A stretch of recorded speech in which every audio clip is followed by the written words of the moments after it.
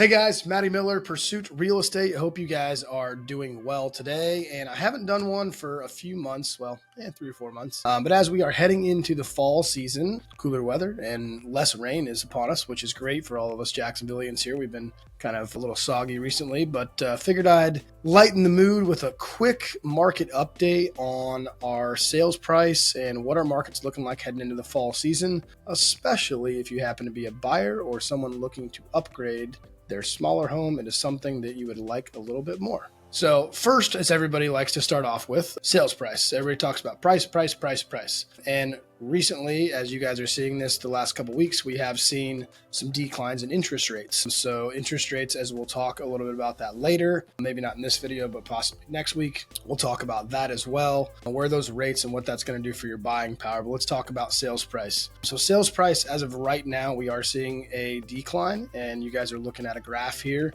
and you can see that start to tail off. All these numbers that I'm going to show you on these graphs are strictly only Duval, St. Johns, and Clay counties. Sorry, Nassau and Baker, we didn't quite get to include you today, but we will do that later as well in our surrounding counties. But also at the same time, we are seeing that we're only down about 0.7% from last year, but obviously you can see the peak was quite up there in that $420,000 mark, and we are down to that $367 is our median price in the area of Jacksonville in our main 3 counties. So we are starting to see that median sales price start to fall off, which is good news for buyers. The next one we always kind of ask was, how long is it going to take to sell my house? Well, we've seen this go from, if you guys remember back a couple of years ago, where a house was sit on the market for about 5 days. We are now all the way up to 50, and I see that had been rising a lot as of the most recent few weeks heading into the fall. School season starts, gets a little slower. Obviously, you can see your summer months in there are much quicker as you're going along. So you see those, but compared to last year, we are at 28% increase of days on market. Last year, we were at 39. So we are seeing properties sit on the market a little bit longer. Also, we are starting to see those prices start to adjust down. So I think a lot of people who are listing their property are listing it a little high. They adjust.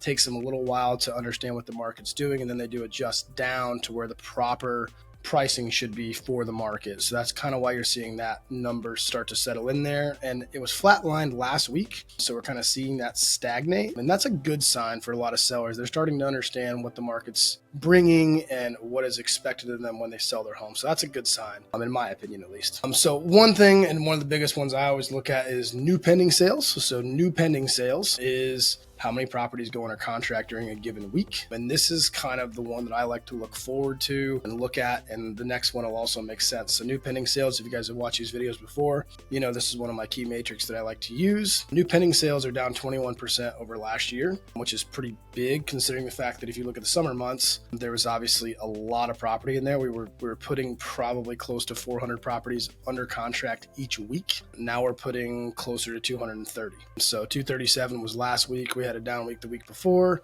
So we're seeing not as many properties go under contract, which leads you to the next point of the active inventory. So the active inventory is, while it's climbing and less properties are going under contract, we should start to see that pricing start to fluctuate down a little bit and see more affordable homes for buyers entering the market. And if you're selling a property and you want to upgrade, you may have some equity in the home you're selling. You might want to upgrade into a larger home. Let's say you got a couple kids, you're outgrowing your house. Now is not a bad time. The fall is actually one of my favorite times to kind of buy and sell before the holidays. There typically is some pretty good deals out there if you want to get involved in the market. And lastly, the other side is too, and the key matrix to basically the new pending sales versus the new listings. So how many properties we're putting on the market in a given week and how many properties we're putting under contract that allows that inventory to grow.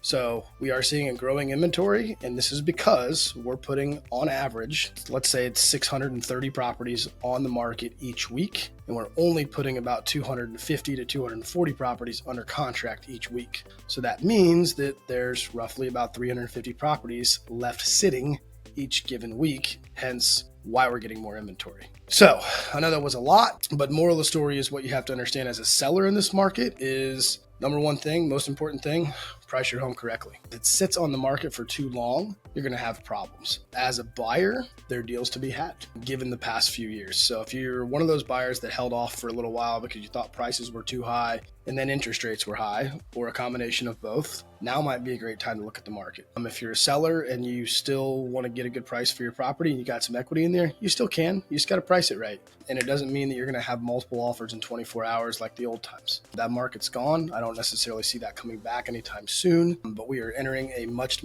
more balanced market as we keep seeing the weekly trends continue on. So if you guys have any questions about the market, thinking about selling, you want some numbers, you want somebody to take a look at it, give me a call. I'm more than happy to run some quick numbers for you. It doesn't take too long, maybe 30 minutes. You guys know where to find me. Numbers right back here, MattyMillerRealEstate.com as well. And you guys can get a hold of me whenever you want, and I'd be more than happy to help out if you are looking at making a decision. So talk to you soon. Take care.